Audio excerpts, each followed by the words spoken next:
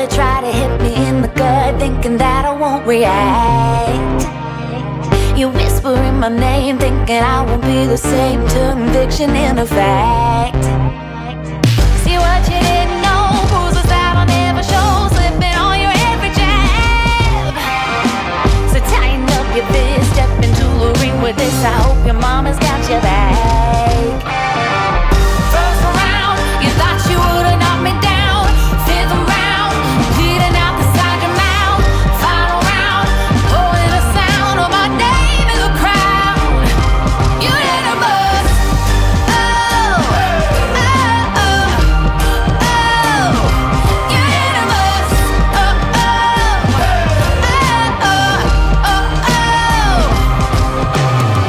Just 'cause I took a break, you're making a huge mistake, thinking you can take the throne.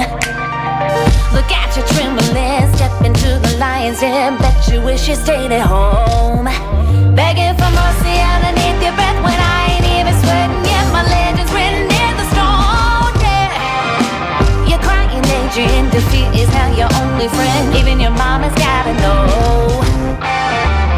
First round, you thought you would've knocked me down. Fifth round, bleeding out the side of your mouth. Final round, pulling the sound of my name in the crowd. You hit a buzz. Oh, oh, oh, oh. You hit a buzz. Oh, oh, oh, oh, oh,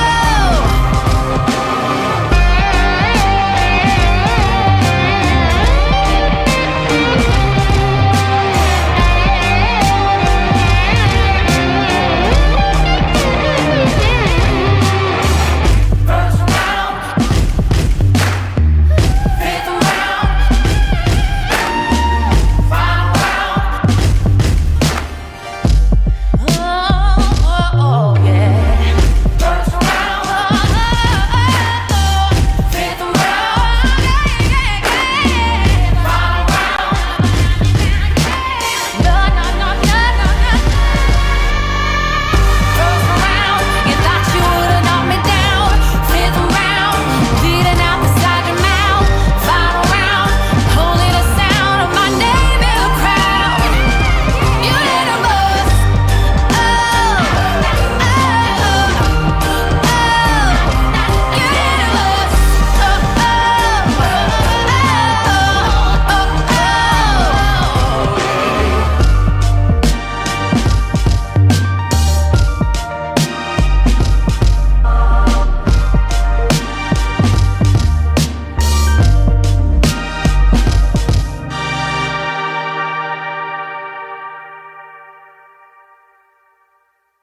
Hi, this is Penn. Penn Jillette, Penn and Teller. Big guy does magic, smaller guy next to me, he does magic too.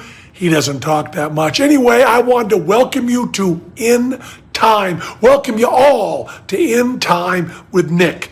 Love you all. Peace. Go get him, Nick.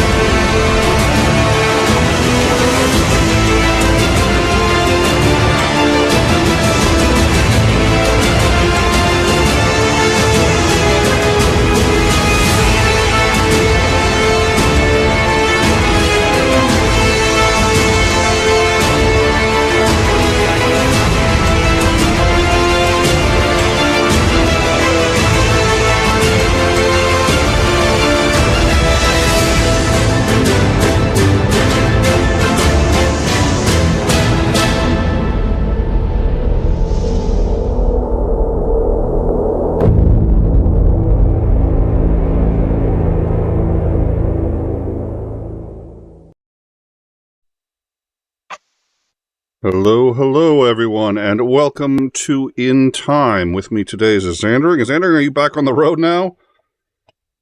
Not quite. I'm going to wait till we get done with the news brief here, and then probably go take a shower to wash this chemical off me. Then I'll take off. Yeah, that's nasty. Come, Jesus, you guys. Well, we did a show on trucking. We should do another one because the last one was Struck by HBO, and that was fun. Yeah. Oh, for fuck's sake. All right. Well, thank you all for joining us. So we have we used to do quite regularly the rundowns on Monday, tell you guys all what happened last week so that everyone's got a good handle on how things are, what's been going on so that they can start their week. We haven't been able to do rundowns for a little while. We're probably going to keep them suspended for a little while, but a weekly wrap-up, a nice in-time weekly wrap-up, something maybe a little less formal, but where we can at least discuss, A, some of the big events from last week, and B, what to expect in the coming week. And today's is going to focus, I think, largely on Trump. There's a lot to expect there. Obviously, we are expecting at any time, measured probably in hours, certainly not in weeks, but in hours or days, the indictment on Trump for the January 6th events around that. That's going to be huge. We also now believe that there is a distinct possibility a Georgia indictment is going to be coming out this week and may even come out beforehand. Now, we knew one was coming. We thought it was maybe a month or two away. At this point, we think we can measure that one in days or weeks. So a lot to talk about there. Before we get to that, let's talk about some of the biggies from this week. And there have been a lot. Oh, dear Lord, it's hard to know where to begin. Let's start with Ukraine. So there's Twitter, Ukraine, some Congress stuff, and some really frightening environmental news, and I mean frightening. So we're going to just kind of run down what each of those are, see if there's anything we want to talk about in those, and then we will get to the main story, which is Trump. Roger expressing the minority opinion on the intro. Thank you, but yes. All right, so that is a complex that was struck yesterday. That is in Ukraine. A number of missiles struck at Russia has dramatically increased their attacks on Ukraine. This is likely in response to Ukraine making a significant number, increasing their attacks on Moscow itself. Putin has come out and said that he is more than happy to stop the war if Ukraine agrees not to attack Moscow anymore. And I think had a couple of other capitulations, but none of them included, that just included stopping, having a ceasefire and not going any further. We'll talk about that, but that strikes me like a guy robbing your house and saying, well, tell you what, I'll stop robbing your house if you let me live here. Really, absolutely insane. This is from inside that building. We believe 4 were killed, up to 28 injured. Frankly, I'm surprised that only 4 were killed. Here it is from the side. Obviously, a number of apartments were struck there. Hard to imagine anyone surviving who was in those apartments. Ukrainians reported that there were no air raid sirens this time, which is unusual. We're looking into that. It looks clear that there weren't any. Why? I don't know. Obviously, it was a significant attack. For reference as to what Ukraine looks like, that is the city of Bakhmut. And as you can tell, there is literally nothing left of the city. It may look like there's, buildings sort of half, but all of these buildings have to be demolished. You can't repair this. They're structurally unsound. What's left isn't of any value. All of these buildings have to be torn down and the entire city rebuilt. None of the city is usable or functioning. So, Ukraine has obviously sacrificed quite a bit. This is footage right here. That is, let's play that one more time. I think there wasn't audio to that, so let's get the audio there. This is footage of, we believe that the increase in attacks is a retaliation for the increase of attacks in Moscow. This is a drone attack that appears to have been successful. Moscow claims that they shot down 2 drones and disabled a third that went rogue. We don't know if this is that one, and it just hit an apartment complex. This wasn't an apartment complex, sorry, it was a building complex that we believe was empty at the time. We don't know if that was the original intended target or if the drone went wild, but this is the audio from that.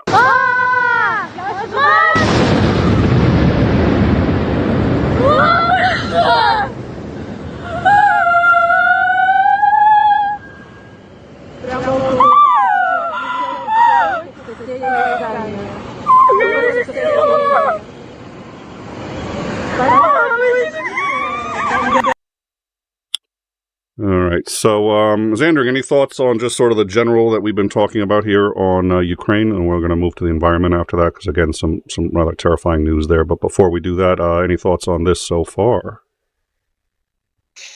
I'm a little torn because, it's annoying trying to justify when people are dying, but at the same time, I don't know that Russia has any motivation whatsoever to stop a bombing Ukraine until they start feeling the pain they're inflicting upon other people. So, it's like they're doing all of this to it and more to Ukraine. And, you hear the one woman in there who's screaming and seems very distressed over a bomb hitting a random building. And that's the life of many Ukrainians in the East and in the North. So on the one hand, we go with more hands.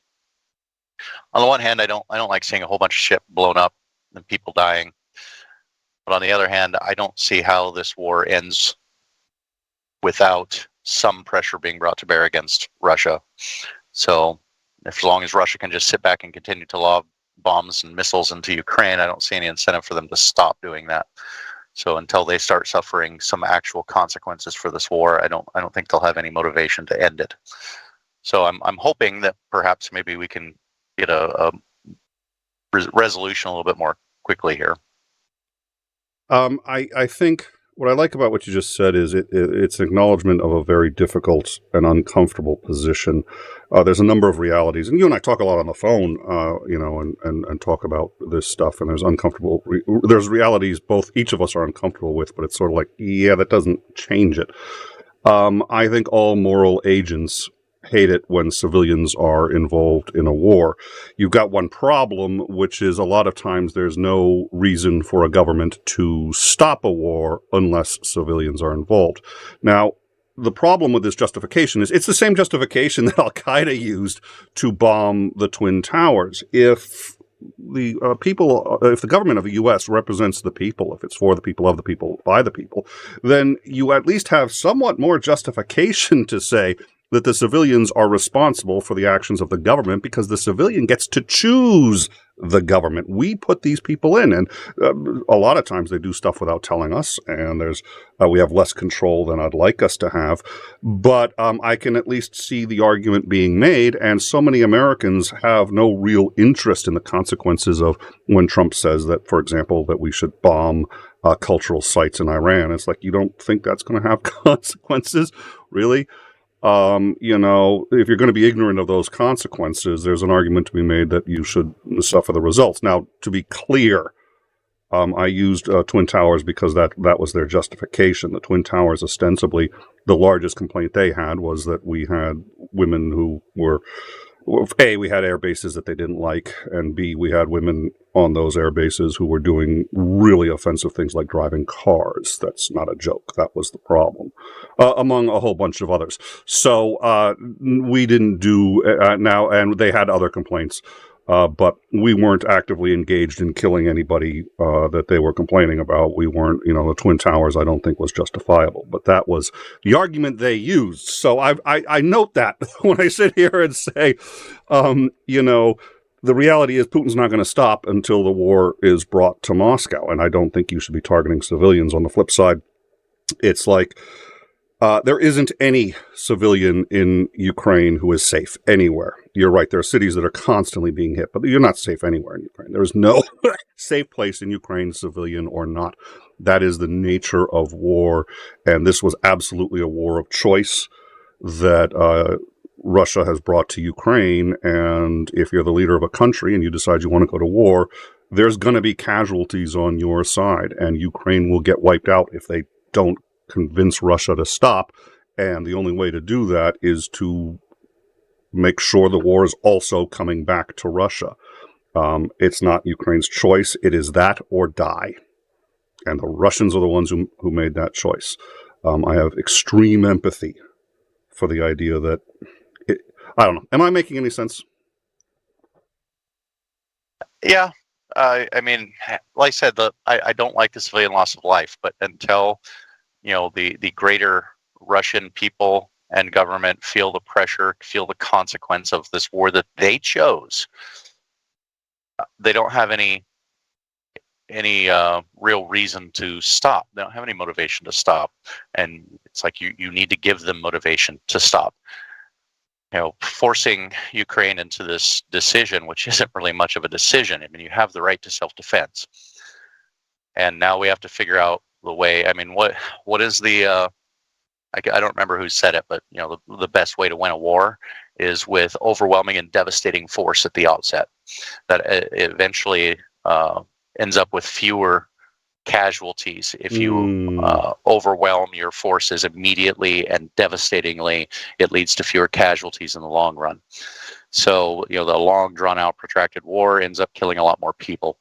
So Russia's in this position where they haven't really suffered very much in the terms of consequences.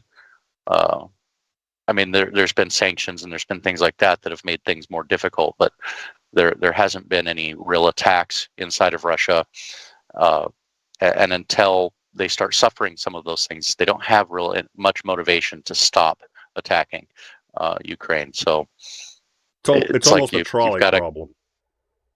Yeah, it's like how do you get them to stop? How do you motivate them to stop? And unfortunately, about one of the only ways you're going to be able to do that is to start leveling their infrastructure, start leveling their buildings, start putting their people under threat of death and violent death. I don't see, since obviously the rest of the world doesn't appear to be particularly motivated to do what would need to be done because of the threat of nuclear weapons, to bring about a change. So if it's only up to Ukraine, there's very few options they have. And this is probably the most effective of them. There, I think you put that very well. So, Sinister Porpoise asked the Trump in review. Yeah, so this is going to be our week in review, and I'd like to do these on Monday. Either do a rundown or do a week in review. They're both kind of similar things, but kind of different approaches and different goals. So I figured we'd do a week in review, but we're going to focus a little bit on Trump for any number of reasons. So we're going to do a week in review, but really it's going to be the Trump in review. So that's Ukraine. I'd like to move on to... Well, there's an interesting... I mean, Congress is losing its shit right now over the testimony that's expected to implicate Hunter Biden and what's his name? I've forgotten his name, who's supposed to testify today, but he's also going to be arrested. And they said that the DOJ was deliberately going to arrest him before his testimony so that he couldn't testify. And they lied about all sorts of... we may hit that at the end, but... Congress is, the MAGA members of Congress are flipping out that the DOJ obviously is trying to arrest him beforehand and ask the court to arrest him before. And that's not true. It's all lies. And Ron Paul is basically saying that Paul Ryan came out and said that was it Paul Ryan? Oh, Jesus, I always get, I can tell the difference but I get confused. So one of them came out and said basically it's the death of the republic when we're arresting people who are going to testify against, when an administration is arresting people in order to stop them testifying against that administration. And it's like that never happened. That wasn't planning on happening. Nobody's tried to do that. And the DOJ finally came out and said, look, we've never asked for a timetable. We're not in any rush to arrest this person.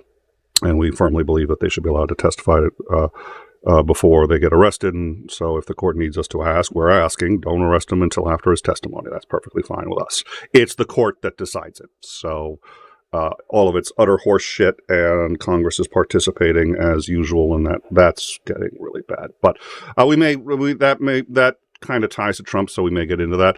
Another biggie, and this has gone under the radar. I think it's worth mentioning. It is, in my view, absolutely terrifying. The AMOC, which stands for the Atlantic Meridional Overturning Current, AMOC, is a current that it's also often referred to as the conveyor belt. And let's see, it is the image for that. It does not want to bring up. So let me see if I can get another copy of that image, because it's not actually. It's set on not displaying that image. So what I'm going to need is just 1 minute to get the image for it. But it is the conveyor belt of ocean currents that takes warmer water and pushes it north, and then takes colder Arctic water and brings it back down south. That system is vital to the climate of this planet. And there was a movie made about what would happen if that system shut down. It was called The Day After Tomorrow. Now, I'd like to make crystal clear that anybody who thinks that's what's going to happen if the current is shut down really doesn't. No, that's a lot of. It's not that bad. Having said that, it's actually extraordinarily fucking bad. So let's talk about what this current is and what happens if it gets shut down. This is the current. And what would shut it down? In general, what shuts it down is low-density water. Where do we get low-density water from? Well, higher-density water. Salt is a lower-density water than fresh water. So if you start pumping lots of fresh water into the ocean, this current gets shut down. It's been shut down before. That was in basically the previous ice age, just coming out of the previous ice age. So it does stop from time to time. But when I say time to time, I'm talking over basically tens of, if not hundreds of thousands of years, basically per age. Now, people have said, of course, oh, well, global warming, the climate changes naturally on Earth, which of course it does. But if you actually studied climate change, you'd be aware that that's actually already accounted for in all of the calculations.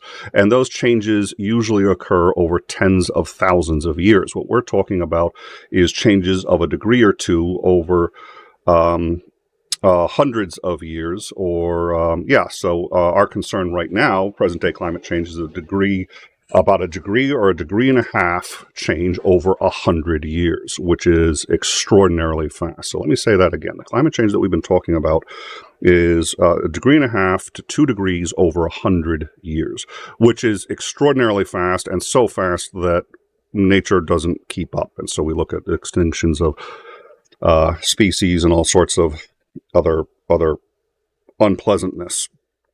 So that is with normal climate change and the overall change in temperature.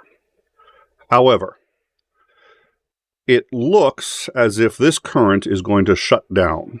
In fact, the argument is at this point that current will eventually shut down. We have passed the tipping point for it eventually shutting down, but it actually hasn't started to shut down. Now, we may be able to reverse it if we do X, Y, or Z, but if carbon emissions or anything like that is left unchecked, it will shut down. The original estimate was that it will shut down in about 100 to 150 years. A study came out last week that changes that estimate and says that while they change it to, they believe it will shut down in the year 2067 or thereabouts. All right, that's far enough away, most people don't worry. But they have also said that there are a number of assumptions that they are taking in order to make these calculations that they don't know if they're accurate or not. And the range of when this could actually shut down is broader than they had anticipated. And what they're saying now is that while it will shut down, they believe, the current estimate of 2060, which is a staggering adjustment. That's a lot sooner than they had anticipated. They say that they actually believe with 95% certainty that it will shut down. The earliest it could shut down is 20 2025. So depending on the circumstances, this could shut down anytime between 2025 and 2095. It will shut down sometime between 2025 and 2095. What happens if it shuts down? If it shuts down, it's not going to change the average temperature of the Earth. It doesn't add or subtract heat to the system. It just moves heat around. But if it changes, it's not going to be day after tomorrow, but honestly, it's going to be quite bad. The reason is, so far, we are talking about change in various climates of about 1.5 degrees over 100 years. This would be a change of 10 to 20 degrees over a period of 10 or 20 years. That is an average of a degree a year changed in various climates. And again, the planet itself won't get warmer.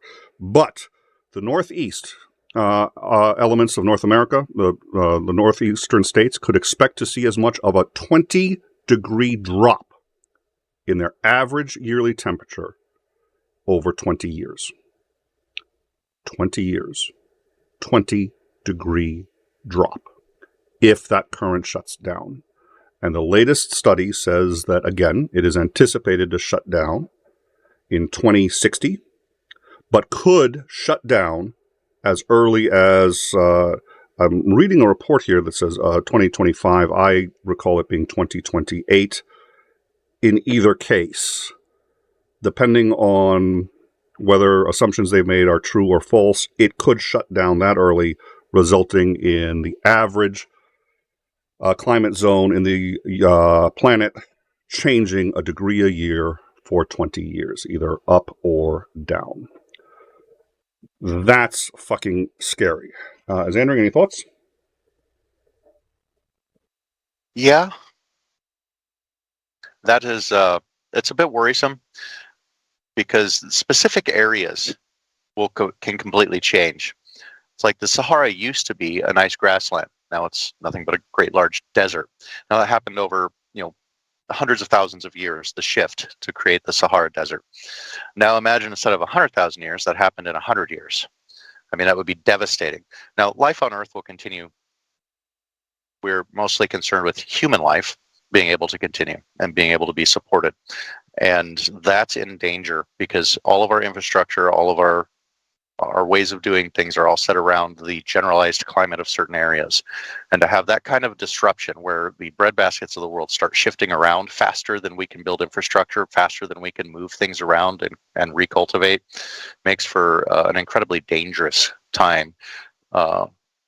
So yeah, I see the potential for quite a lot of mass starvation, which is not pretty. And the news isn't getting particularly great either because, no matter what the US and Europe has been trying to do to reduce any kind of carbon emissions, the largest carbon emitter on planet Earth, which is China, has, decided that they're going full ahead to continue oil and gas production, building more coal and natural gas power plants. They just invested in drilling another 5-mile hole into an area of gas and oil reserves. So they're pretty committed to increasing their carbon output dramatically.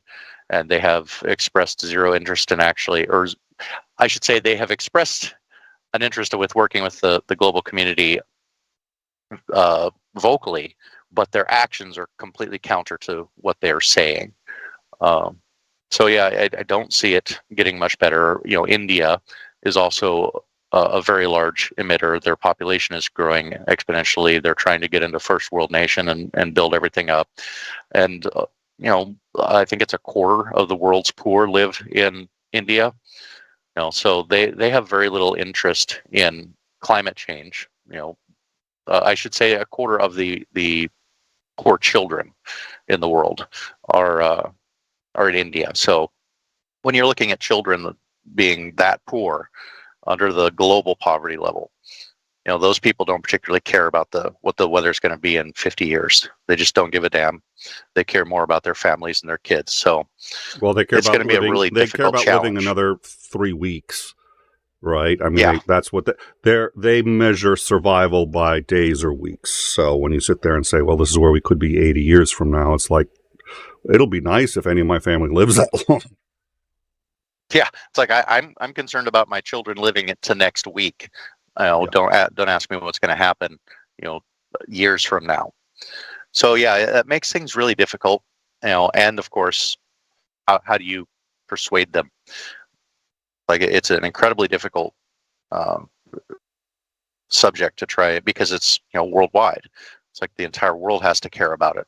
And where first world nations have actually been doing fairly well at reducing their output of carbon, it's like many of the other more poorer areas of the world, just they don't care. And how do you make them care without just giving them a huge amount of money to try and bring them up into out of poverty and into a more middle class, where they actually start caring about the future, because they have the convenience of not worrying about the present. So it's really difficult. I don't know what you can do to fix it, but so far it's I mean, what the United States and what Europe can do themselves is fairly insignificant compared to what China and India alone can do. So anything that we're doing is being completely offset, and then some, by China and India together, just those two nations. So I don't know what the solution to this is, and some of the proposed solutions that might actually work can be pretty devastating for quite a lot of people, especially the poorer people of the world. Even in first world nations, the poorer people of the world will really start suffering. And it's like, how do you make that moral decision until you're forced into it, or the decision is taken out of your hands? And of course, by that point, the problem is so much worse than it would have been had you made the decision earlier. But who's going to take the blame for harming other people? So it's a really difficult problem, and I'm not sure that we're actually going to be able to solve it until it just becomes a crisis. And then I think the decisions will be taken out of our hands, and we'll just have to do whatever we can do to survive. And that seems awfully pessimistic, but that's historically kind of how things have gone. Yeah, I'm not sure it's pessimistic. I think it's tempered with observations of how things happen to work in the real world. On occasion, we've been able to get ahead of a problem, but usually we're much better, as you pointed out repeatedly, we're much better at dealing with it after it's a serious problem instead of anticipating it beforehand. I have to suspect, and I do want to point this out, first of all, I would consider this a national security issue. And for obvious reasons. It's a national security issue. The effect of that shutdown would be catastrophic on the United States. It'll be catastrophic on every country, but let's just talk about the U.S. So if that current shuts down, and I did confirm it is actually, they said it could shut down as early as 2025. They anticipate it'll shut down in 2060, could be as late as 2095. When it shuts down, it will be absolutely catastrophic to the United States. So this is a national security issue. It will be worse than Cheney's. What happens if you drop a bomb in a nuclear city? So a nuclear bomb in a U.S. city. It'll be worse than that. So it's a national security issue. We already spend a tremendous amount on national security and defense. Maybe offload some of what we're spending there, which is more than the military of every other country on the planet combined, including allies. Of the top 26 spenders, 24 are allies. Maybe reduce that spending and put it into incentives to help China. Now, China's an enemy. We maybe don't want to do that. But having said that, first of all, when you give people money, they tend to be a little bit less of an enemy. Doesn't always work, but it does help. Second of all, it doesn't really matter whether they're an enemy or not. If we can help them develop technologies to help feed their own people and to improve make it easier for them to make options that are environmentally friendly. That's the only way they're going to do it. And it helps us more than it helps anyone else because we have more to lose than almost any other country. So I think it's a worthwhile national investment. And the other thing I may add is just opening up trade, which they have favored trading status. Having said that, we still do limit it to some extent, especially around national security. At some point, we really have to start trying to see China more as partners. As much as I hate to do it, the reality is it's better for everybody. So that's my thought. Yeah, and that's such a difficult political decision to make too, because now you're going to try and convince a country of 340 million people that China hasn't been particularly generous towards the U.S. really, and we're going to say, okay, well, we're going to slash our defense budget. We're going to spend god amounts of money trying to bring China up to a point where they're emitting a lot less, can still meet their needs. And you're going to have people in the United States that are going to, the people of San Francisco are going to look around at their horrible, horrendous homeless population, not just there, but in most cities in the country. They're going to look around at all of the poor people and say, why are we putting so much money into China instead of helping the people here in the United States? There isn't a politician alive that wants to try and make, well, I shouldn't say that. There are some politicians that will try and make that argument. It's going to be a difficult one to make, and it's going to be a dangerous one politically speaking, because the people who do make that argument are probably going to piss off at least half the country trying to do that. It's like just the problems that we've tried to address here in our own country has brought this about. It's like we're terrible at long-term thinking, when we're faced with the present. And I think this is an evolutionary thing that's like humans haven't really had to think long-term, and they're not well adapted to do so. We are there, like I'm not a human. I mean, that's been questioned before, but we're just not. We're not really great at that. It's like, and trying to make the political effort of, it's like, look, let's sound the alarm. We don't want to do this stuff, and this could be really dangerous. And like, well, that's all in the future. And of course, because it's in the future, you can cast doubt on it. And it's really, really difficult because the kinds of actions that need to be taken today to mitigate this can be fairly draconian. And you're going to hurt real people right now when you do it. And how do you justify some possible if 50 years from now with the very real harm that's being done right now? And this was one of the problems with like our COVID response.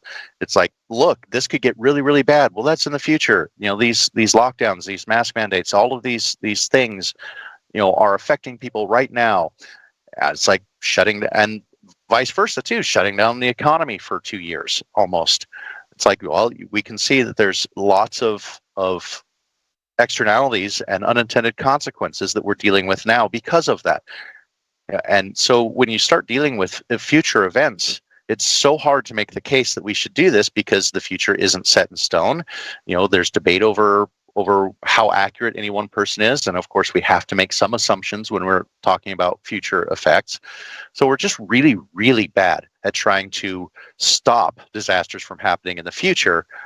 And we just deal with the problem when it becomes unavoidable. It's like, okay, well, these problems are now currently here. We don't have a choice but to deal with it. And of course, the problem is 10 times or more worse than it would have been had we started dealing with it, 20 years ago, or in the case of climate change, had we started 100 years ago.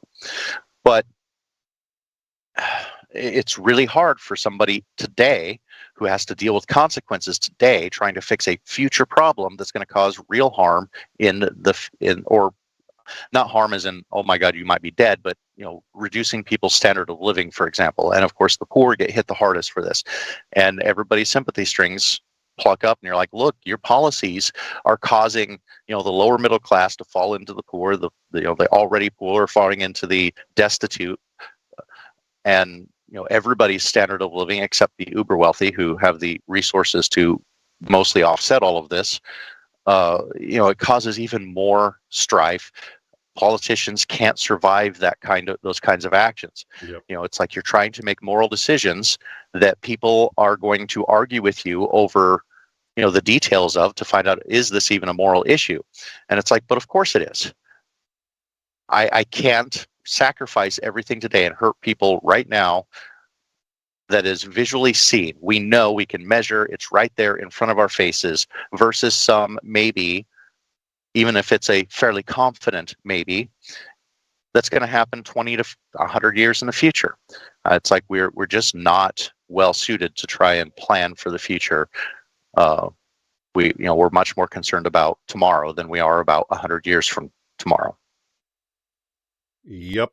I think the cost politically especially the way our system works. It's one of the downsides of a democracy. What was it? Churchill said, the best argument against democracy is 5 minutes with the average voter.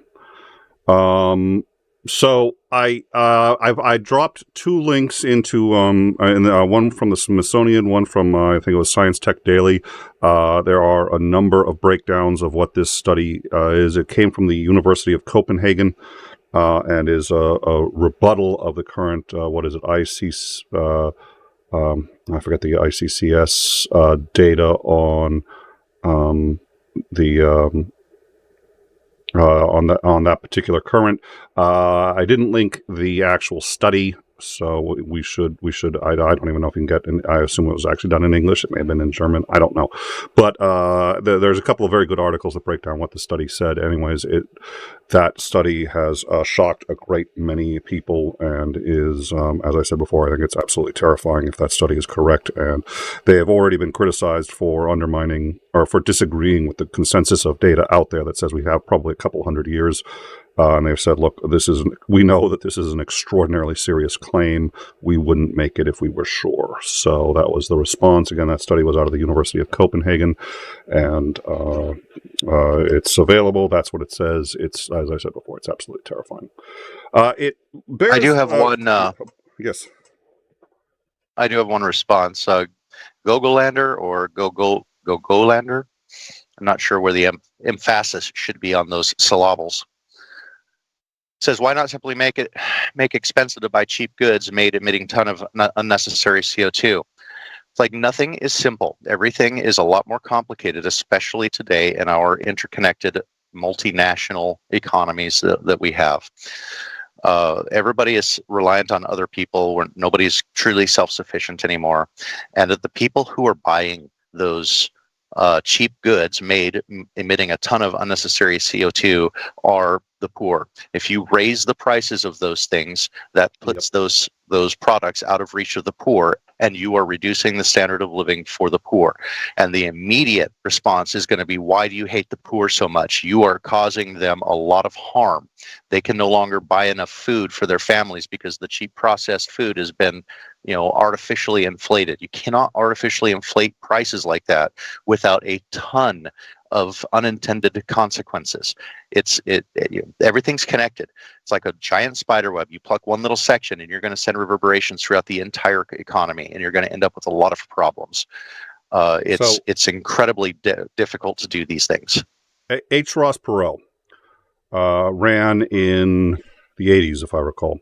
Maybe in the 90s, actually. I think he was running for Clinton's. At any rate, H. Ross Perot, I think, ran in the 80s, and he was actually he might have won if he hadn't have dropped out for reasons that nobody could fathom, and then said, you know what, dropping out was a mistake. I'm going to get right back in, and then got back in again. It made him look a little cray-cray, which wasn't hard to do because he was a little cray-cray. But he made a lot of sense, at least when he started, and he had a lot of interesting proposals. One of them was a 50-cent gas tax. Flat 50 cents per gallon tax in the U.S. Now, he pointed out that the U.S. at the time paid on average about $1.10 per gallon less than wasn't the EU at the time, than Europe. So the U.S. was paying $1.10, 110 cents per gallon less than Europe. He said, if they can afford that, we can afford it. And we're not even talking, he said, let's do 50 cents. We'll raise it 10 cents a year for 5 years. And this is what we're going to do with that money. He said, and he said it will reduce the emissions. So people were just at the time starting to talk about climate change. And he was just like, this will be great for the economy. It'll be great for the climate. And there's so much else we can do. And let's invest in mass transit. Let's do all that other stuff. It destroyed him. You cannot win on a platform of, we're going to raise your taxes either to help people that aren't related to you or just to help for, as Andrew pointed out, some imaginary cause. He was wiped out by asking for 50 cents. The only way to create a tax that would dramatically reduce the amount of emissions is to tax everything that at the lowest end, those things probably 200 or 300%, not 50 cents, 300% to even start to see an impact. Because they're so cheap as it is. and the effect on the economy would be devastating. And I don't see how a politician comes out and says that. Now, there is a way a fascist could conquer the U.S. government and could then enforce it.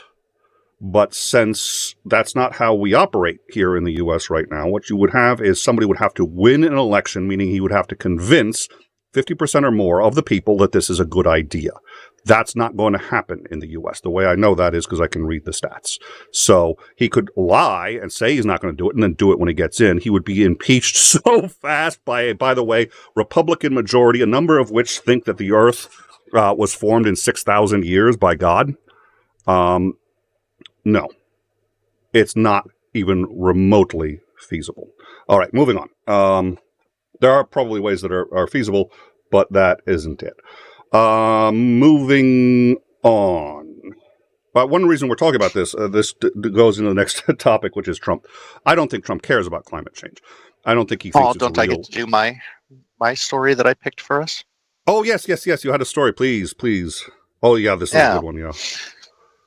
Yeah, so this is kind of an interesting one for all of you tech-savvy people out there. This was reported by, was it Reuters? No, it was Forbes. And then, of course, another story was written on WION. And it's the Pentagon is investigating a critical compromise of Air Force and FBI communications. The communication systems of 17 Air Force facilities faced a critical compromise after government radio technology worth $90,000 was stolen by a Tennessee-based engineer. The breach may have also impacted communications of the SBI, according to the warrant, which is accessed by Forbes. So Forbes had access to the warrant. This is what they're claiming it said. It was a contractor who used to work with the Arnold Air Force Base in Tullahoma, Tennessee. It tipped off the government, after which the home of the engineer was raided. He was a 48-year-old engineer, and he had not been charged with any crime as of yesterday, at least not according to Forbes. The engineer allegedly had unauthorized administrator access to radio communications technology that was being used by the Air Education and Training Command, and it was affecting 17 Department of Defense installations, as per the report published in Forbes on Saturday. Potential compromise of technology used by the AETC is among the 9 major commands, is defined by the Pentagon as interrelated and complementary, which gives support to Air Force headquarters. Came just 3 months after another breach of security in the Pentagon was reported. So yeah, it's finding out that, wow, he had $90,000 worth of military communications equipment. He had access keys and codes and logins to log into the systems and the programming to program all of those radios. Does anyone know what he was going to do with any of this? It doesn't say. There were some reports talking about the guy wasn't a particularly nice guy. I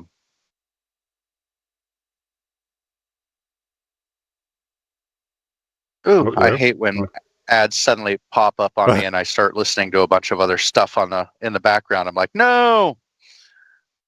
The warrant stated how the investigators were informed by witnesses and coworkers that the engineer allegedly sold radios and radio equipment, worked odd hours, was arrogant, frequently lied, displayed inappropriate workplace behavior and sexual harassment, had financial problems, and possessed Arnold Air Force Base land mobile radio equipment. So who knows what the heck you're going to be using that stuff for. I will point out, if you're Russian and you're trying to flip somebody, you're trying to use somebody as a source or get them to be an asset, you target people who have every one of the things that you just said. They look for that. They target exactly what you just said. Absolutely, because they can exercise leverage and incentive over you. And because that arrogance, so yeah, that's not concerning at all. Yeah, they can. The arrogance allows them to feel like they're kind of controlling you while you're getting whatever data you want from them. You give them some money, they feel like, oh, really cool. Well, they betray the U.S. government. That's usually how it. Yeah. So a bit concerning there that the Air Force communications could be so completely compromised. Just another one of the glorious technology revolution problems that we have to deal with. And you think that one of the more concerning things from my end are SCADA control systems for our critical infrastructure.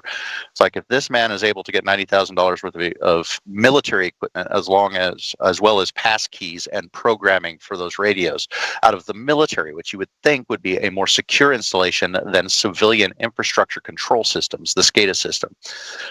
I would think that the military should have better security than that. And if somebody's able to gain that much control over military equipment, military communications, which many of those are encrypted, and getting those encryption keys, it's worrisome when you think about how many control systems are controlled via online SCADA systems for our critical infrastructure, and how much that could really screw with our country.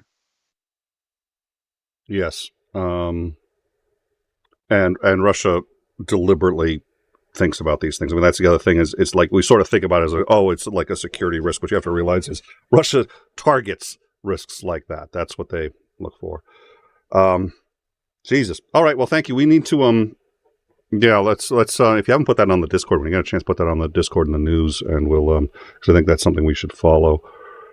So both that and the environment led to. So one of the things I was saying about Trump was, I don't think he cares about the environment one way or another, and I don't think he thinks about whether it's true or not. I don't think he tends to think about things in terms of true or false. I think he thinks of things in terms of benefit to him personally versus not being a benefit to him. And if it's of benefit to him to not believe it, he will not believe it, and he'll argue that it's false. And it's a benefit to him to at least be skeptical of climate change, because many of the people who support him are skeptical of climate change or outright don't believe it. So him getting another term would be catastrophic on that front. It would be catastrophic on the national security front. I think I'm preaching to the choir on this. I think most people are very well aware as to how and why.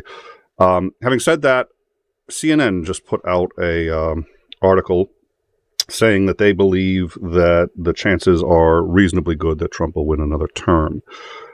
Now, I assume that is, well, I don't know. I'm not going to make any assumptions about the article. It did not address the legal issues facing him if he loses in Georgia. I don't see how. If he loses in Georgia, he probably cannot win. He may not even be able to be on the ballot in Georgia, depending on how the Georgia charges play out. So if he's not on the ballot, he is almost certainly going to lose. But having said that, nobody knows where that stands right now, and this article did not take that into account, but took into account historically, when somebody is as favored in their party as he is, nobody has ever failed to win the nomination. And so this article went over all of the significant challenges to Trump, why all of them would likely fail, and why historically there is no precedent for a nominee in Trump's position to fail to secure the nomination of a major party. So it basically argued that Trump will, without a doubt, secure the Republican nomination, barring, I don't know, it didn't actually say barring any, so I don't know what that's barring. He has come out and said that he would run and win even if he were in jail. So it's hard to imagine that he is not going to be the nominee. So if he's the nominee, what's the likelihood he wins? They're not zero. In fact, what I've seen suggests to me that it's being ballparked at about 40%, which is unacceptably high. But it looks like the suggestion is that he's actually got a very real shot at winning. Now, we've had this discussion several times, and I've said we need to talk about how we're going to try to prevent this from happening. And people say, no, we don't have to. There's no way he's going to win. But that's what they said last time. It's like, yeah, but this time it's true. It's like, no. He has a non-zero chance of winning, and from what I can tell, it's significantly greater than zero. So Georgia may knock him out completely, depending, and I think we should talk about that. But let's talk about a few of the things that Trump has been talking about himself or doing recently. There was a, quote, truth, well, I guess that's what they call them on Truth Social, that Trump recently put out. Let's show what he did. He did this actually about a week and a half ago. And let's take a listen. If you fuck around with us, if you do something bad to us, we are going to do things to you that have never been done before. All right, you may have had a bit of an echo on that one, so if you did, let me know, and if you'd like me to play it again, I think the way this is set up, you guys may have been getting an echo there. In fact, well, I may just assume you did and play it again. I think we've all heard that. That Trump posted on Truth Social, like I said, about a week and a half ago. Any thoughts on that, Xandring? Well, considering some of the actions that he's already taken, very Pinochet-esque actions that he's taken in the past, and now he's saying that, we're going to respond with things. If we view you as being coming after us, we're going to respond with things you've never seen before, is a bit concerning, because he's already done some things that we've not really seen before.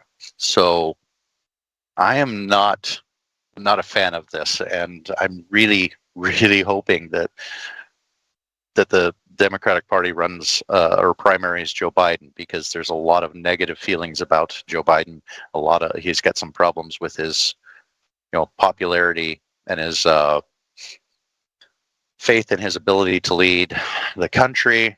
I'm concerned because I don't think that Donald Trump. I think Donald Trump's driven exclusively by his own ego, and is a popularist on top of that. So I have enough problems with the things he's already done, let alone the things that he'll feel emboldened to do, especially considering he won't be concerned about re-election. So he can really do whatever in the hell he wants to try and do. And I find that a bit concerning. It's like we already have a problem with degraded faith in our institutions. Now let's put somebody who is perfectly willing and probably wants to be more of a dictatorial figure in the government, because that's how businesses are generally run. He wants to be the CEO of the United States, not the president. So he wants to be able to make policy decisions and simply enforce them. And whenever you have a populace driven by ego, that has always concerned me. That doesn't generally turn out well historically. And with the record of what Trump has already tried to do, it's like I do not support Trump in any way, shape, or form, and I don't believe that he has any hardcore morals beyond pursuing his own ego. We actually know, and this is on the Discord. If you want to check it out, please join us on the Discord if you haven't already. We keep track and follow all these stories, and the Discord greatly informs also how we put our show together. So come in and join us there. But he's already come out with, he's been formulating a plan. And this reminds me of when the Eastman documentation first came out, and it said, this is how we're going to overturn the election. And I remember you and I covered it. It was like a year and a half before the election. We said, this is his plan. And I remember, I was cautiously he's never going to really do this because it's just way too out there. But they're planning this, and we should just get mad at them just for planning this, which is absolutely true. But I didn't think that they would. And it's funny because you go back to that original document, you go back to that original show. We should re-air just that show. We should actually just pull that show up and re-air it, because the amount that he fucking did of that plan that was so beyond what I thought he could even get away with, let alone attempt. It was, oh dear Lord. But they're now talking about how to remove all of the institutional not all, but a great many of the institutional checks and balances against the executive branch. And they are planning deliberately to dismantle them because they know that's what stopped him last time. It's absolutely terrifying. Let's play again. I'm going to play the video again. This time there should be no echo. Let's see. If you fuck around with us, if you do something bad to us, we are going to do things to you that have never been done before. And you can see that actually came from MAGA.com, which we're going to talk about in a minute. And Donald Trump retweeted it. So a few people have said that the Trump campaign made it. That is not accurate. Those are Trump's words. He did say that. He was actually talking about Iran. But he was talking about Iran. This was before he was even elected. He was called into, what's his name? Rush Limbaugh.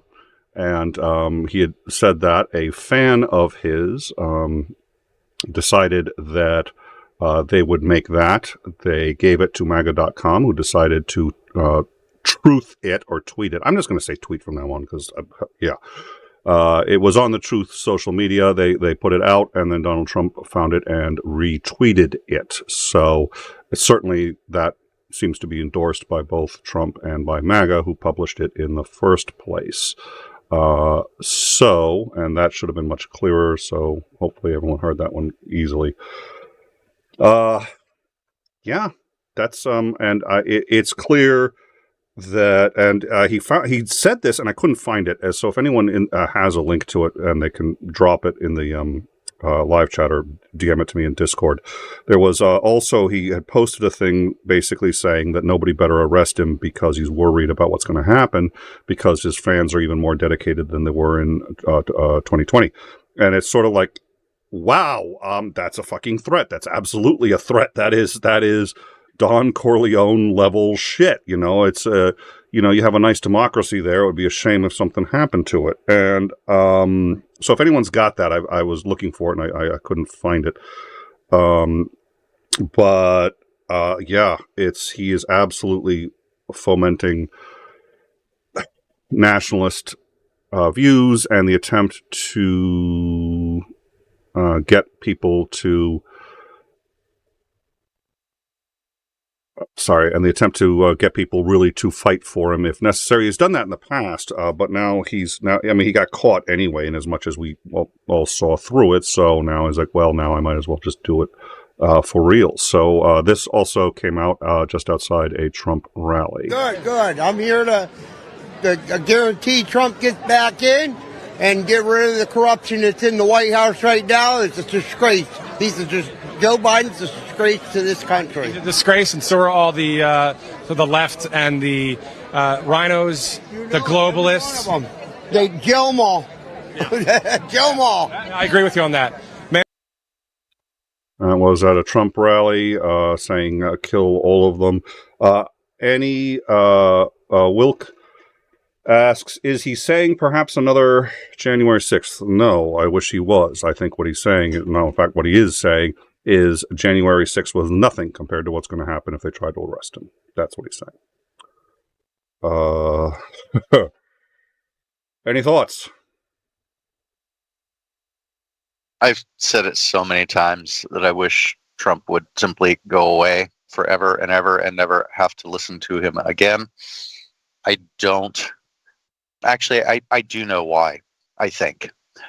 But it baffles me a little bit that, conservatives are actually supporting him, because Trump himself is not a conservative. But I think the reason that they are is because he embodies the fight against the quote-unquote libtards, the far more progressive agenda, the 96 genders people, that kind of much farther left. And he's seen to actually fight back, whereas most of your Republicans are a little bit more milquetoast in that they're not, going after with such rhetoric. They're, of course, saying, "Oh, these things are terrible," and they're making a big ado about a lot of these things. Some of that, I think, is brought on by the response that Trump gets about fighting back against the left.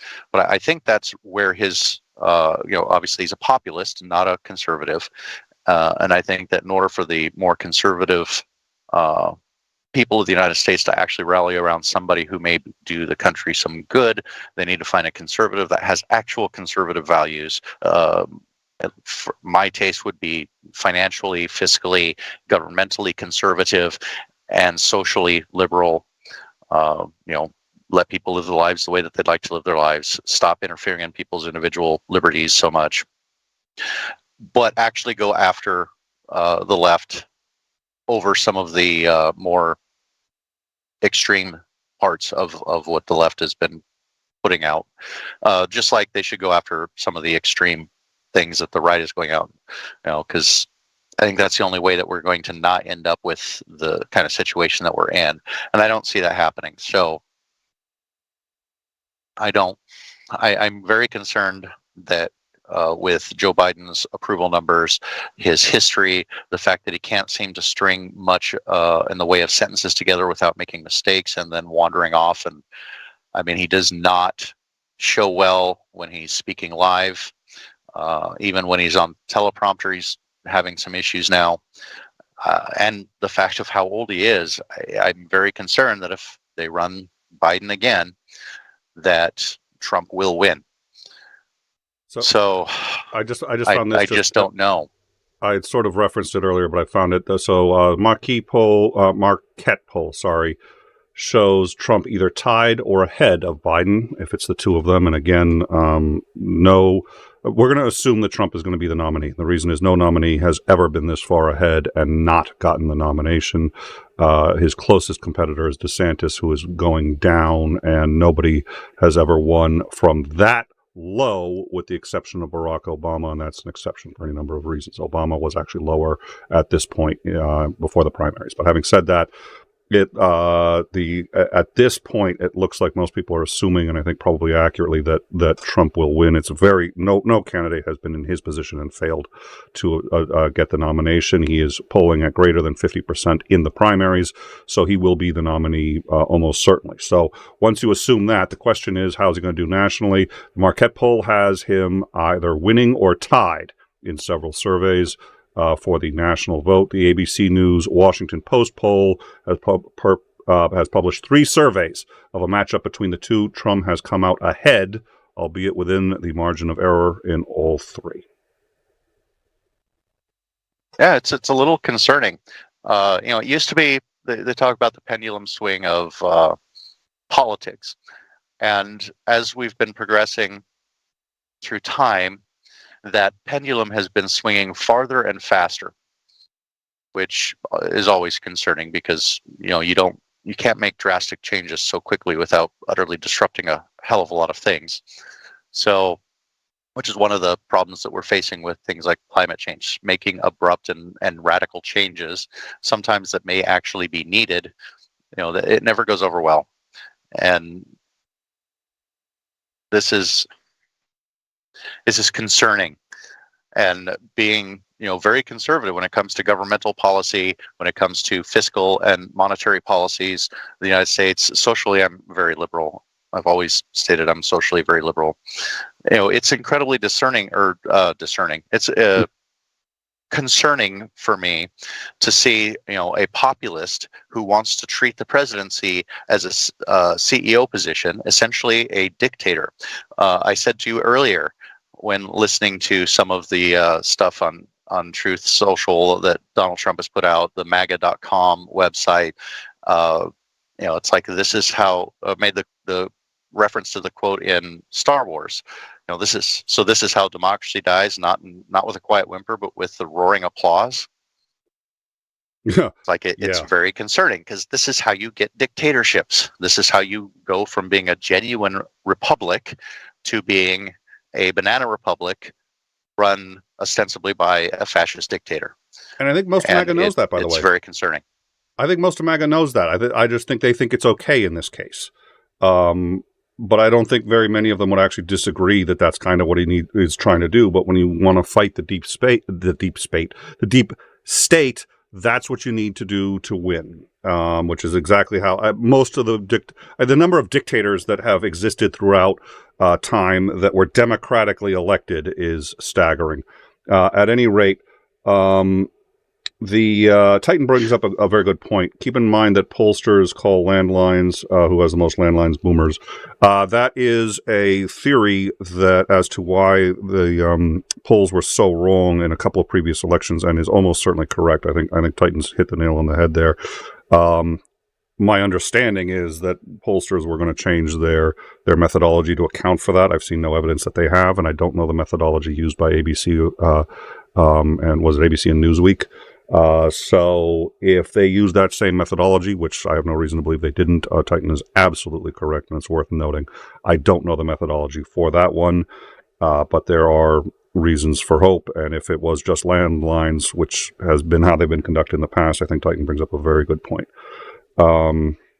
It's still fucking terrifying. He shouldn't be polling more than 5%. But anyways, I think you were going to say something else, and then I got one or two other minor things. And no, I'm not in a particularly happy spot. I'm in that horrible position where it's like, well, I don't particularly want to vote for Joe Biden again, and I certainly won't vote for Trump. So I guess my vote will be quote unquote wasted again, voting a third party that doesn't particularly have any chance of actually winning. I've got to say, I'm a guy who's voted third party on occasion, and I've always agreed with the argument for it. And you and I have had this discussion many times. We've had shows on this, the difference between pragmatism and idealism. And, nothing would ever be done in the real world if it wasn't for idealism. Having said that, nothing would ever be done either if it wasn't for pragmatism. So it's finding the balance between the two. But if it really is Trump and Biden on the ballot, and it's close, do you think you'd vote for a third party, or do you think you'd vote for Biden just because you can't fuck around by letting Trump in the White House? I will say that despite many of the things that Biden has done that I dislike, I think that Trump is a greater danger to our institutions. So if you were to hold me at gunpoint, assuming that we won't go there, and say I must choose. Assuming I stole one of your guns. If you're going to, yeah, okay. Yeah, assuming you stole one of my guns and put it to my head and said, "Hey, you must choose between Biden or Trump." You don't get the third party option. You must figure out which one of these you're going to vote for. It is a very close election. Who are you going to vote for? And I would have to say sickeningly that I would vote for Biden, because I think Trump is a greater threat than Biden is. It was the same argument I used for Pence. I would, if it was between Pence and I got a ton of shit for this because I always said, and it was crystal clear, if I had to vote between Pence and Trump, I would happily vote for Pence, because despite the fact that his politics is sickening to me and Trump is actually closer politically than I am, Pence is qualified, Trump is not. It's that simple. And yeah, all right. And Pence that believes in the institutions and the Constitution. Yeah. Well, that's the minimum. He's not you have to believe in those to be qualified. It's like, and Trump doesn't. He can't even. He can't hurdle. He can't clear that bar. He cannot clear that bar. So you have to vote for someone who doesn't have as their agenda the undermining of the fundamental principles of this country. Trump has that as an agenda. Pence has never had that as an agenda entirely. He's got it a little bit. He'd like to see more religion in this country, but he isn't going to undermine the country to do it. And he proved that on the January 6th thing, not in regards to religion, but just in regards to believing in the country. All right. So we're gonna do a little. The two quick things that I wanted to mention. So what are we looking at for this week? Actually, well, don't let me forget that. I was going to do that now because I don't want to forget. But there's a couple of very big things we've got our eyes on, and I think it's going to be a huge week in regards to Trump. I think it's going to be fucking huge. We're going to mention that. We're going to get into that in just a minute. Little frosting on the cake before we go. That clip that we played earlier was first played on MAGA.com, and it was retweeted and then tweeted by Trump, or by MAGA.com, and then retweeted by Trump. It's a very chilling clip, and I think the intentions and import of it is crystal clear. So I decided to go to MAGA.com and see what the site was like. This is MAGA.com. So there it is. This is right now, and the other thing that we've learned is the largest Trump super PAC has now spent $40 million explicitly on Trump's legal expenses, and it looks like they are going to be spending the vast majority of donations, and these are small donations going to that super PAC.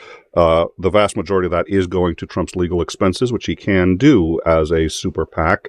I have to believe a number of his supporters really wouldn't care, and they'd say whatever it takes. But in general, it's like most people when they give to a super PAC, it's to get the guy elected and not to pay off his legal fees. But at any rate, that's a discussion that is being had.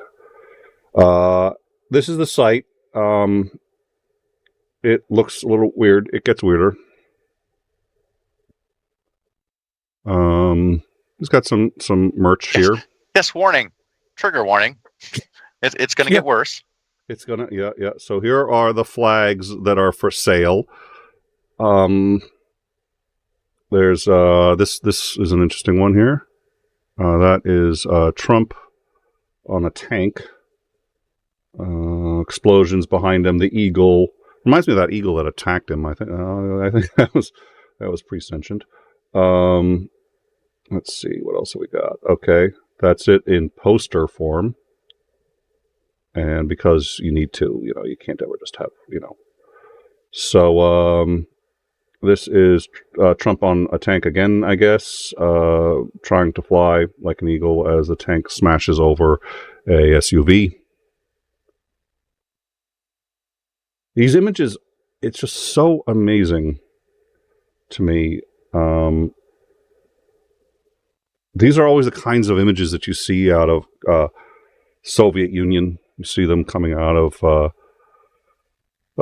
North Korea, and it doesn't mean, it doesn't mean that a country's bad or anything like that, but it does tell you a lot what somebody or what their followers or what that country values. And in this case, it's the strong man. In this case, it's not the good, wise leader. It's not Washington handing over power after the war. It's not thoughtful consideration for policies. It's carrying the big sword and sitting on a throne. So let's see this one for Warhammer fans. There you go, the Great MAGA King. So if you're that looks like, oh my God, they don't want anyone to steal it because they've been stealing everyone else's images. So with the number of, and nobody cares, nobody's going to get sued over that either, from what I can tell. So there he is, the Warhammer Trump. All right, so, and then we got a couple of others. Truth really upsets most people. Yeah. These shirts, oh my God. Wow. I just about snorted my coffee out my nose. 𝐍𝐢𝐜𝐜𝐿 was like, somebody convinced Trump he should fight a bear. I would pay to see that. It's Putler 2.0. Yeah, it is.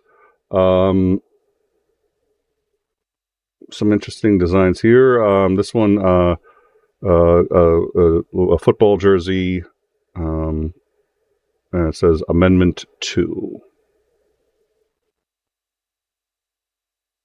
The Let's Go Brendan beer belt, because honestly, you can never you always forget where you put your beer down, and this way it's just like always on your belt. If you suddenly need a beer, you've got one. It looks like it holds at least 6. How many does this hold? I guess I think this is very well. Oh, and you can also look at that. You can sling it across the. Okay, so this is there you go.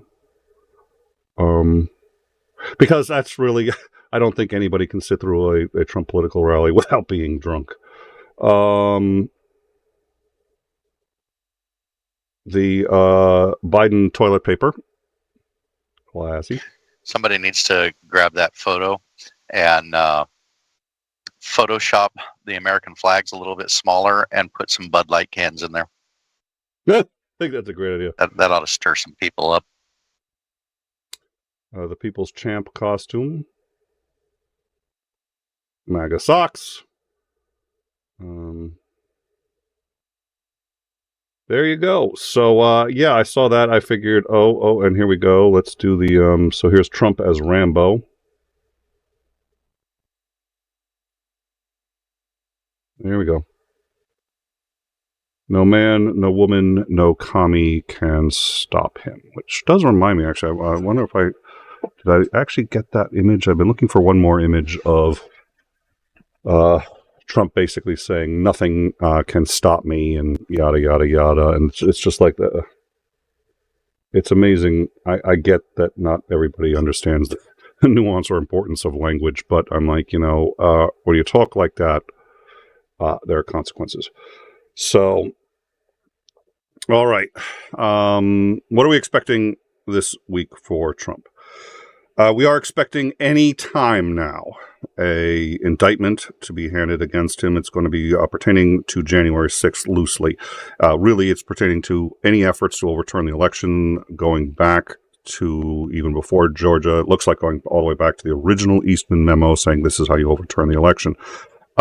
It's going to include and rely heavily, we believe, on the fake electors, including, we believe there's going to be significant evidence that he was involved in and knew about the electors, and we believe there's going to be evidence that he actually spoke to at least one of them, but certainly that he spoke to Giuliani and orchestrated the entire thing. That's a huge, obviously. We believe it's also going to pertain significantly to elements in Georgia, although it is not going to be the Georgia indictment. It's also going to pertain to the actual events of January 6th and his failure to do anything about it, what he knew ahead of time. We are anticipating, and this is my view, I personally believe that I would be surprised if the indictment did not have 10 or more charges and a total of at least 100 or more counts. To put it in perspective, the last one had, if I recall, 7 charges and about 34 counts. So this one is going to be 3 times larger in terms of the actual number of counts, in my view, and the severity of those charges is going to be greater.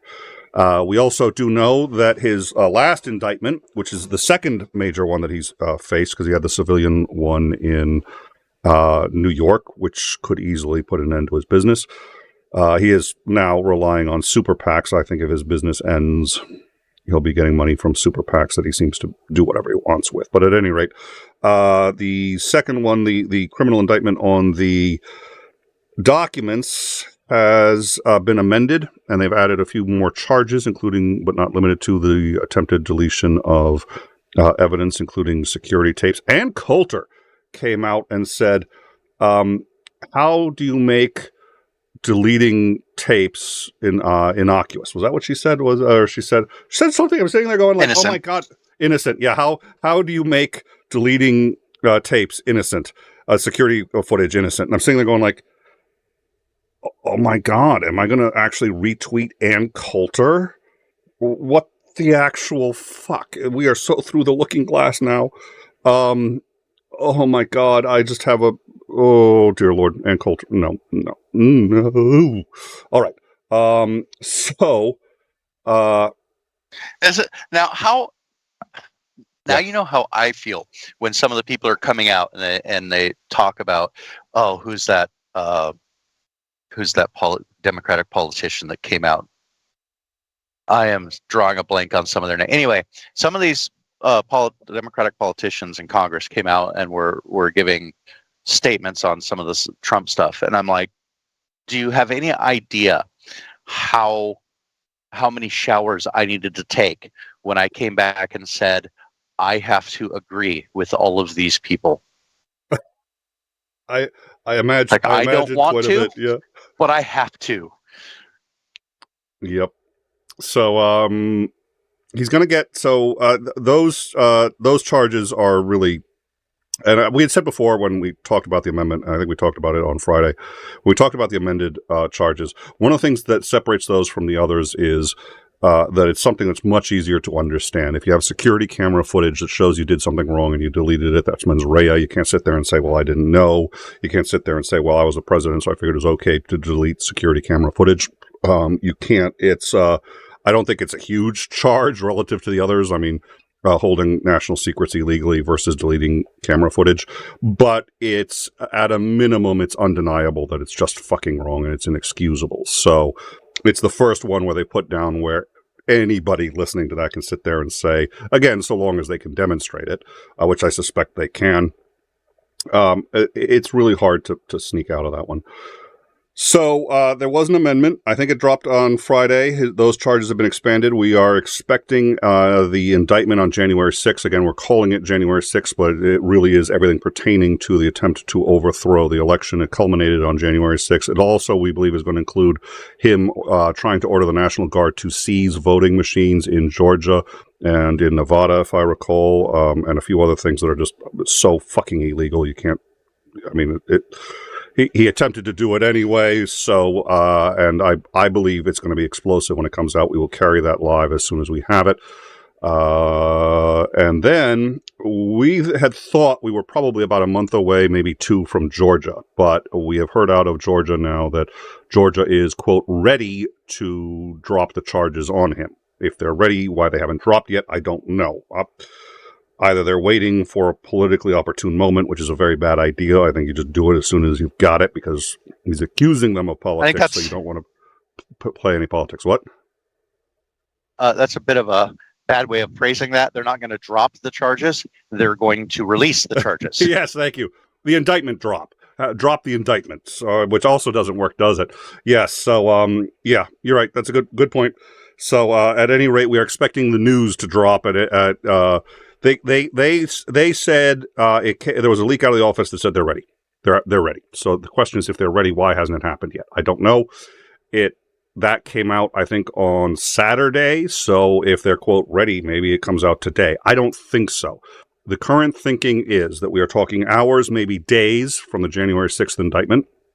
And I would say up to 12 days, but probably less than 4 on the indictment. But we are measuring that basically in days, hours or days on the January 6th indictment. And we are talking days, maybe weeks on the Georgia one. But the Georgia one has suddenly come to the forefront. We know that the jury has come in with an indictment, they do grand juries a little bit differently in Georgia. In Georgia, it's a recommendation from the grand jury. The grand jury does not do the indictment. That's very unusual, but that is how Georgia does it. They have recommended an indictment against 60 people in regards to the incidents in Georgia, in part the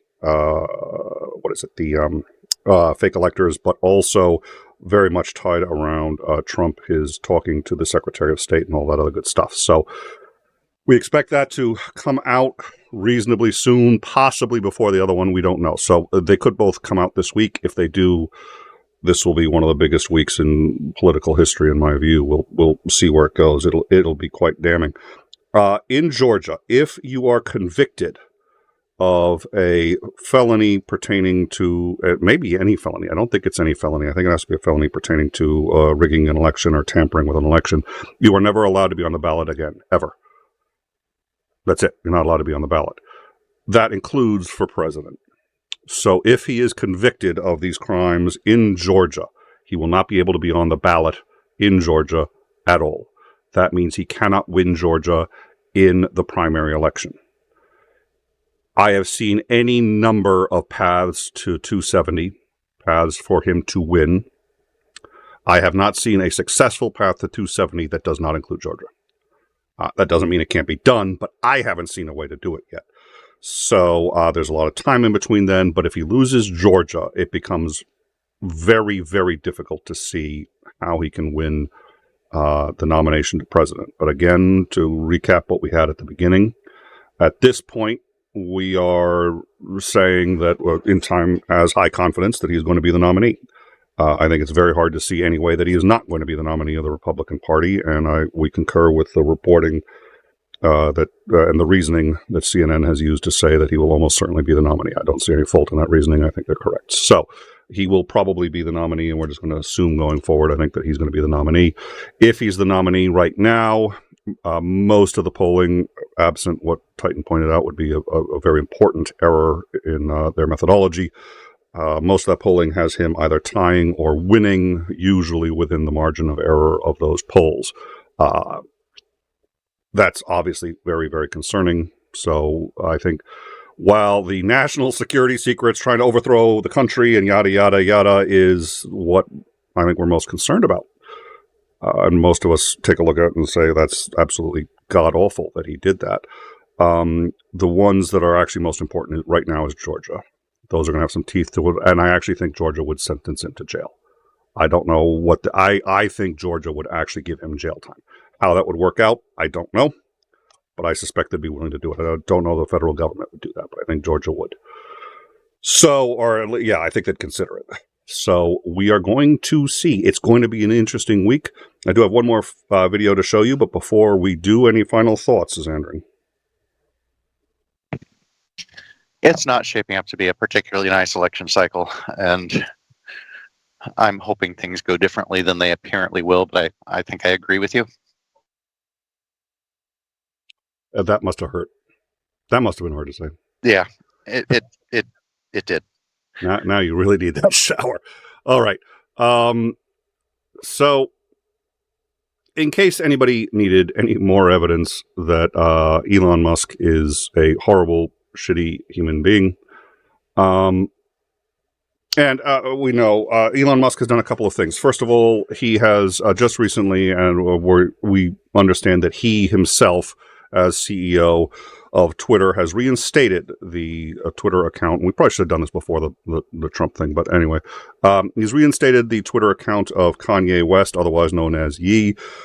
The final words of his Twitter account before it got banned was, "We need to go DEFCON 3 on the Jews," I think is what he said. And then he printed out that swastika. I don't have it right now.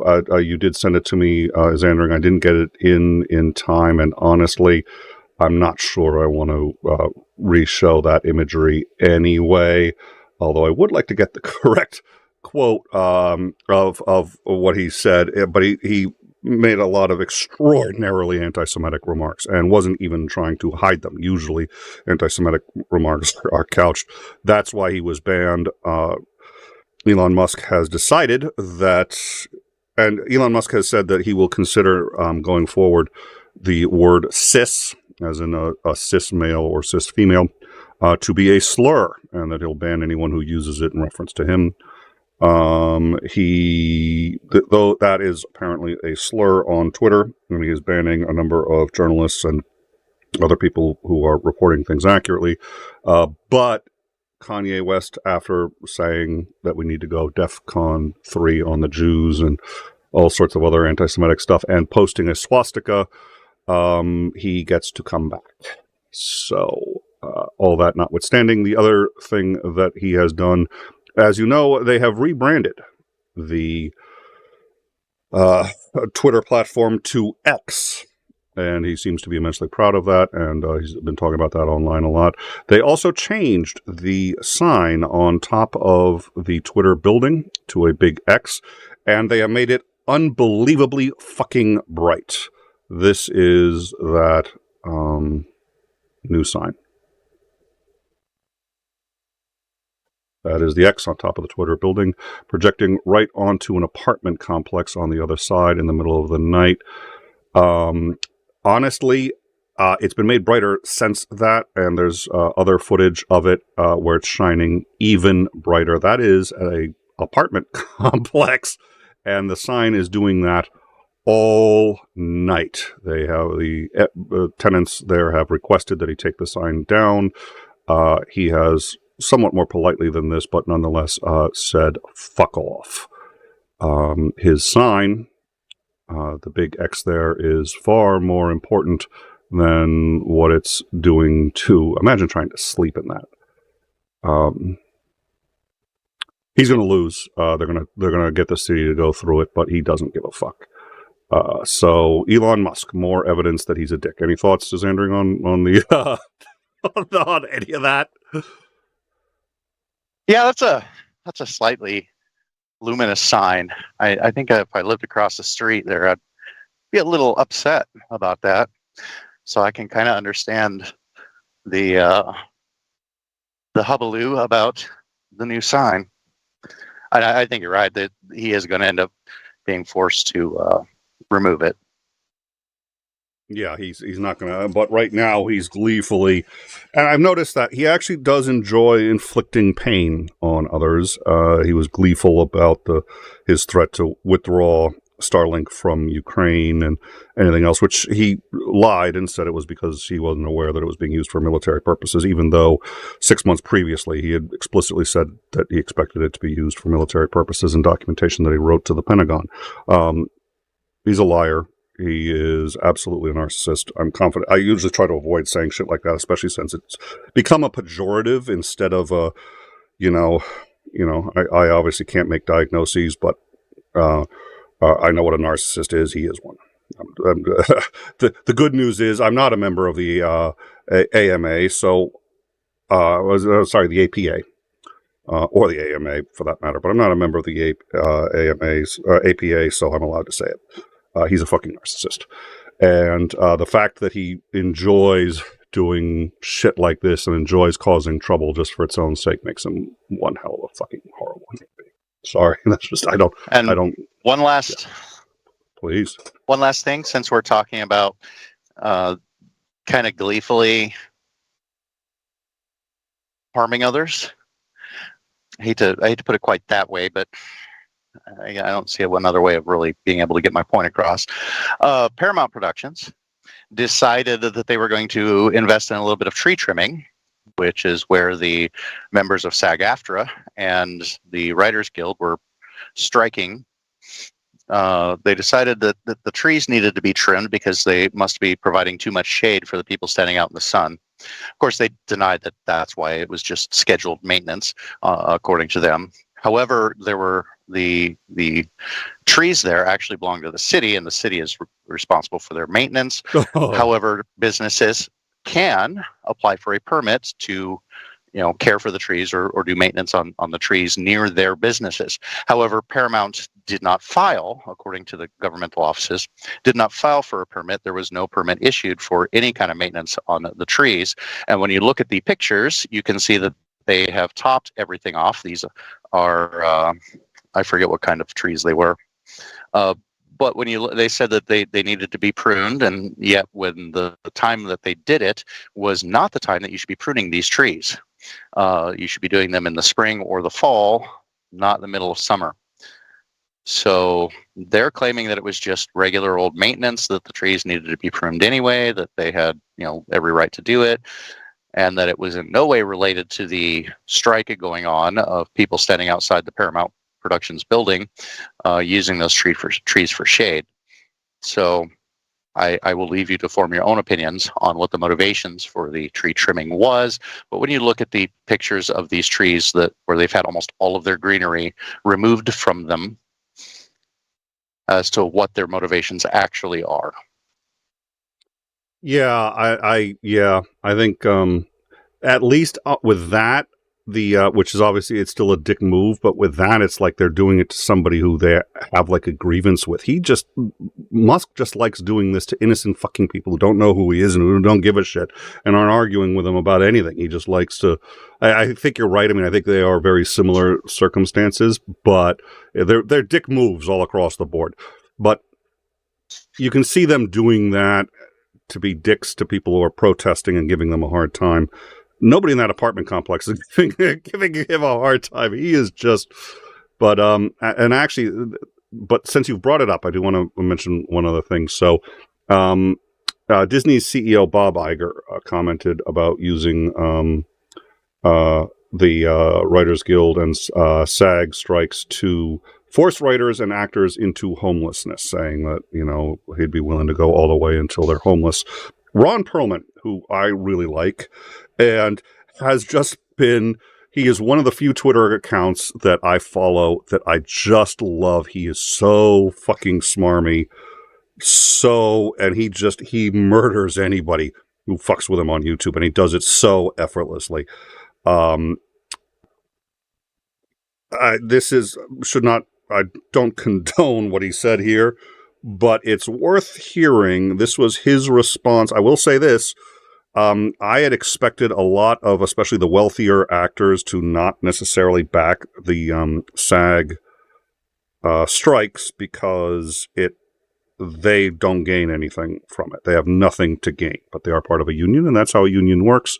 This is Ron Perlman on his complaints about his response to Bob Iger's suggesting that they were deliberately going to make actors and writers homeless as a result of this strike. That was their goal, sorry. Let's see. So this comes from the Majority Report. Let me, where I lost how does it, I hate it when this thing resets. There we go. Let's move this and we will try to find it. We'll try to keep out, there it is. And see if I can get this to play. Apologies here. Let's see what we got. Who have been just really reprehended. Okay, or not yet. Where are we? There we go. One thing before I get off this. The motherfucker who said we're going to keep this thing going until people start losing their houses and their apartments. Listen to me, motherfucker. There's a lot of ways to lose your house. Some of it is financial, some of it is karma, and some of it is just figuring out who the fuck said that. And we know who said that. And where he fucking lives. There's a lot of ways to lose your house. You wish that on people. You wish that families starve while you're making $27 fucking million a year for creating nothing. Be careful, motherfucker. Be really careful. Because that's the kind of shit that stirs shit up. Peace out. Yeah, you think Sons of Anarchy is just like, he's just acting. No, he is a fucking, he is a badass. Jesus. He was pissed. All right. I think that's it. I think we've covered everything. I think that was worth playing that. But that's obviously, SAG and writers' strike is getting fucking contentious, and all right. So thank you all for joining us. 1 week from today, we have our patron hangout. It is going to be, I think we have it scheduled for 9 p.m. 1 week from today. Anyone can join who has contributed. So if you're a member, if you're a patron, if you're a mod, anyone who's contributed either time or money or anything like that to the show, we invite you. We hope you'll come along. It will be a stream. It'll be a private stream just for people who have supported in time, but it will also be an open hang. So anyone who wants to come in, we can shoot the shit about any of those topics, any other topics, and we can also talk about the show, the direction of the show, anything you want to do. It's going to be a hang for you guys. So that is 1 week from today. Very much looking forward to that. We'll put it up on the community tab. It will also be available on the Discord and the Patreon. So if you support us in any of those ways, that's the easiest way to find out about it. And if you don't have the relevant information, hit me up on Discord and we'll get you sorted out so that you can come attend and or watch. Also, we're going to have Operator Starsky on Friday. We're going to have Commander Lance McMillan on for another downtime on Thursday, and Lieutenant General Benjamin Hodges, former, I think, number 2 guy at NATO, head of Supreme Commander of all NATO ground forces. He was also the U.S. commander of all U.S. forces in Europe, is going to be back. We're going to have 2 interviews with him. One is just going to be a personal interview. What was his life like? What drives a man to that level in the U.S. military and the world military? And then the second one is going to be about Ukraine and about the future of NATO, how NATO is navigating Ukraine, how should NATO be navigating Ukraine, the newest members incoming, and how should we deal with Russia in the future going forward. So those discussions will be coming up as well. Thank you all for joining us. Thank you, Xandring, for coming on. Thank you to the mods for keeping the channel safe. And we will see all of you either at any one of the 2 indictments that we are expecting in the coming hours or week, or we will see you on downtime on Thursday with Commander Lance McMillan as we catch up on the day's news and argue philosophy or whatever other topics we're going to discuss. And a week from today for both that hang, the supporter hang, and for another week in review. Hopefully it's not going to be a Trump in review. It'll just be a week in review. We look forward to seeing you as Xandring next week at the same time. All right. Have a good one all. Thanks.